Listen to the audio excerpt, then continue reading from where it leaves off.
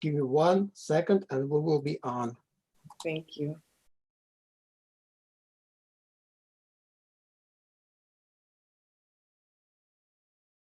The man who said those words was violinist David Arben, a man who entered my life when I was 17 years old.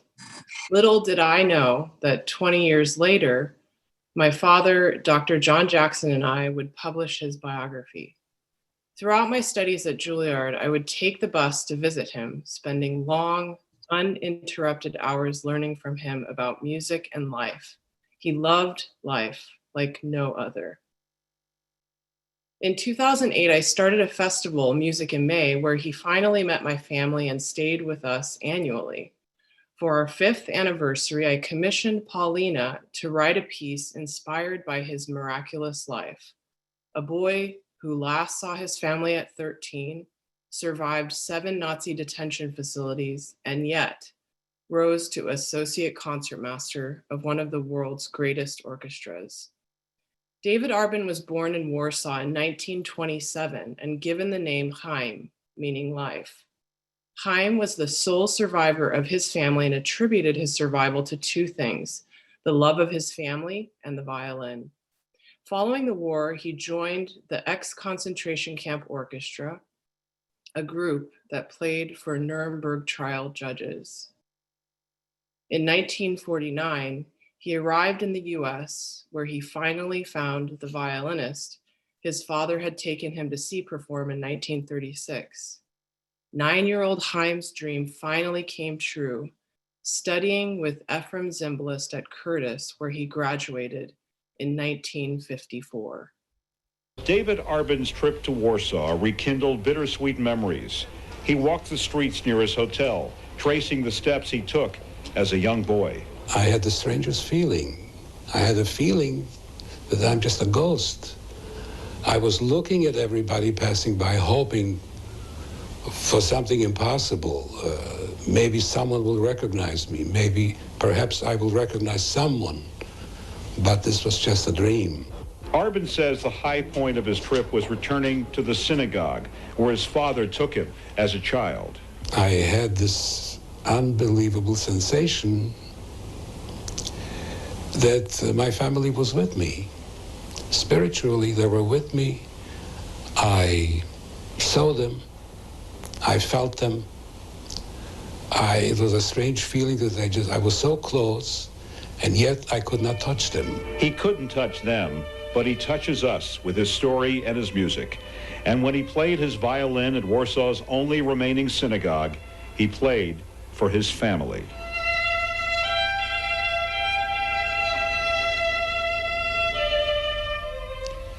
I have to tell you that talking to David Arben is an inspirational experience. He is a man of courage whose story must be heard by future generations.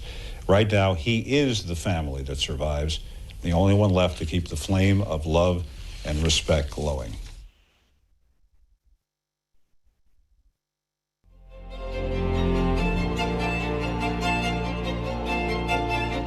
Life is beautiful.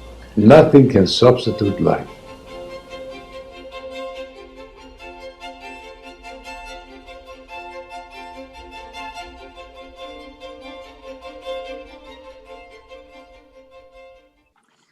So I have a photograph here. You can see myself and Rebecca, and between us, David Arben standing. Meeting David and Rebecca changed my life forever. Knowing his story and knowing what the nightmares he went through, and yet seeing how much he loved life, how he cherished every day of his life, taught me a lesson that we have to be grateful for every second of our life. It was a challenging and a very exciting project for me to depict his life in music. I don't remember mostly how I did it, but I was just so impressed and so deeply moved by his life story that music just came to me so naturally. But I can describe a few things that I did. I remember David talking about the moment when he finally acquired the violin after many months of not playing, he finally got the violin and he picked it up, and he described how he was not able to play because his hands were so tired of manual labor, he could not play. And he would drop the violin, then he would start again. And I wanted to describe that feeling, and you'll hear in the middle of the piece, you'll hear that the violin will start a melody and then kind of slide and start tuning. So I use this, I'll show you a little bit. So in the middle, you'll hear something like this on the piano. It's like a little pulse.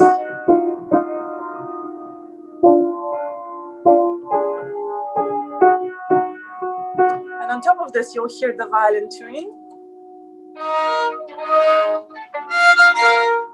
And then starting the melody.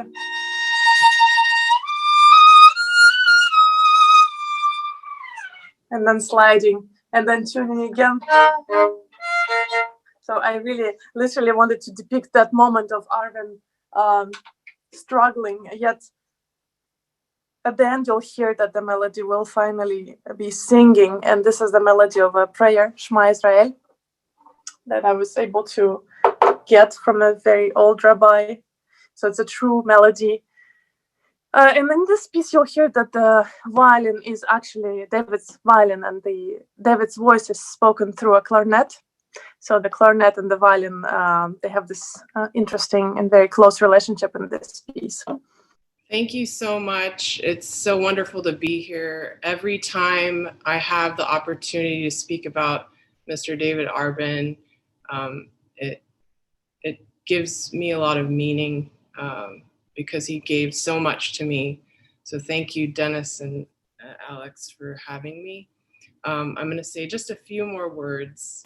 And if one is truly blessed, there is a person who will come into your life and have a profound impact. For me, that person was Mr. David Arben. A card of thanks that I wrote to him after that summer I met him as a 17-year-old in Puerto Rico was the start of what became one of my most treasured friendships. He was an advisor to me as I built my chamber festival, Music in May, in my hometown of Santa Cruz. And I felt the best way to celebrate our 5th anniversary in 2012 was to celebrate Arben's life. So I made plans to commission a new work inspired by his life. Paulina was highly recommended, and even though we first met by email and phone, I immediately sensed a depth of character, her heart, her humanity. And to me, these are all things that make up the most sought after artists. My instinct couldn't have been more correct. Worth repeating, the title of Paulina's work is Haim. The name Arben was given when he was born in 1927. In preparation for this gathering, I've been thinking back to that weekend of the premiere in 2012. And what stands out to me, besides Mr. Arben saying what a gifted composer Paulina is, it's after we performed.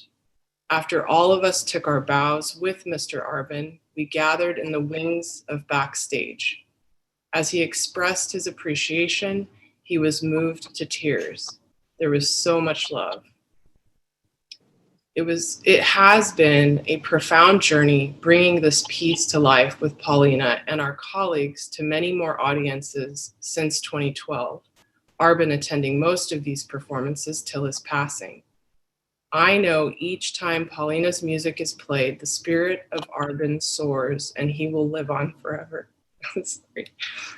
Arben's father once said, "One day the world will know my sons." I am very thankful to Collegium Musicum and New York Institute for Humanities and Social Studies and each of the artists involved in today's performance for being a part of helping fulfill his father's prophecy. Thank you. Thank you, Rebecca. Thank you so much.